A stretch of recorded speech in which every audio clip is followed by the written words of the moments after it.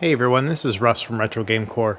So today we have a new announcement. There is a new Game Boy Advanced emulator available for the RG350. So I'm going to walk you through this new emulator and how to install it, as well as some of the new features for it. I'm pretty excited about this one. I think it's a really great move.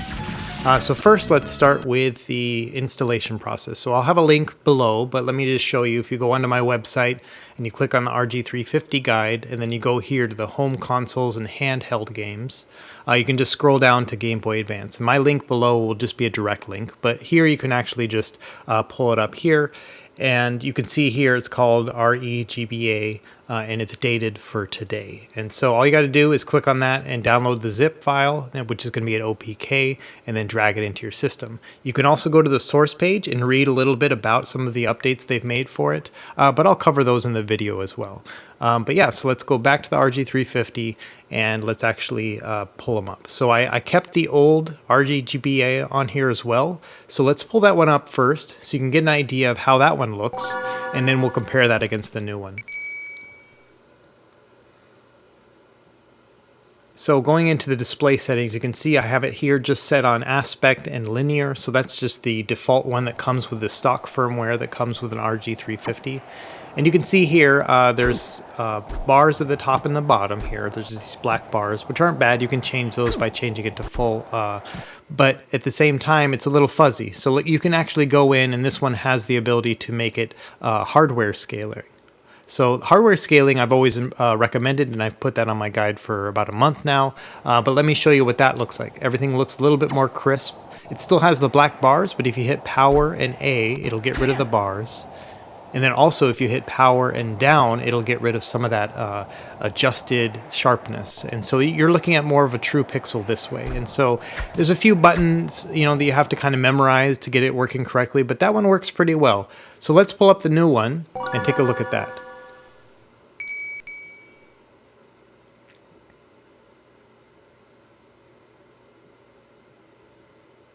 So going into the scaling here, in addition to the hardware, there's a hardware ×2 option.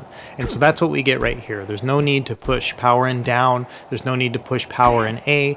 And this ×2 hardware scaling actually does a pre-rendering prior to setting it over to the hardware display. So what it allows you to do is have a much smoother display. The pixel density, as far as I could tell, is about the same as hardware scaling, but what I really like about it is that it just looks nice and smooth. And here you can see all four. On the left are the stock emulator, and then on the right are the updated one with the hardware and then the hardware ×2. So let's try it with a different game. So here you can see with Golden Sun, this one is notorious for looking fuzzy all the time. So here's just the stock linear view, and you can see very fuzzy and it's just kind of washed out. And I've used this as an example in previous videos as well. So let's just do hardware scaling on the original Game Boy Advance emulator, and you can see here it looks pretty good, right? Nice and sharp, and this is typically what I would expect to see on a Game Boy Advance emulator that's using hardware scaling. So now let's try the other one now and try it with the double hardware scaling. Okay, so this one again looks really great.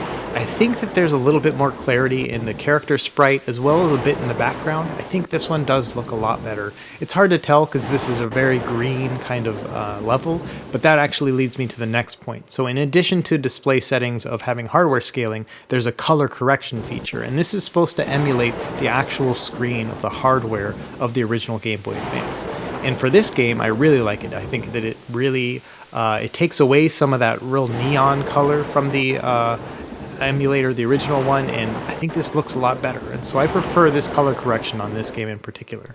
So let's try it out with one more game. So here's F-Zero, and this is again going back to the stock emulator using the linear scaling, and you can see just looking at like the text above, it's just real fuzzy, doesn't look very good.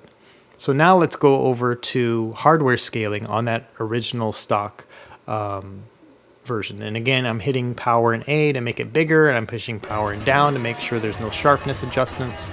And this looks good. This is what I would expect to see. I think it feels good. Yeah, no complaints about this one, but let's try it again on the updated one and see how that one looks.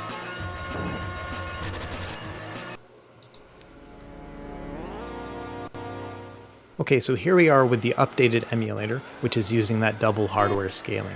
And just pulling it up and looking at it, the text looks just as sharp as I would expect, the sprites look good, and the gameplay looks smooth as well.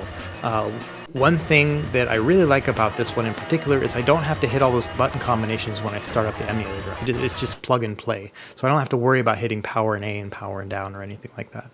So let's try color correction now and see how that plays out and how it looks here in F-Zero. So I don't like it in this one.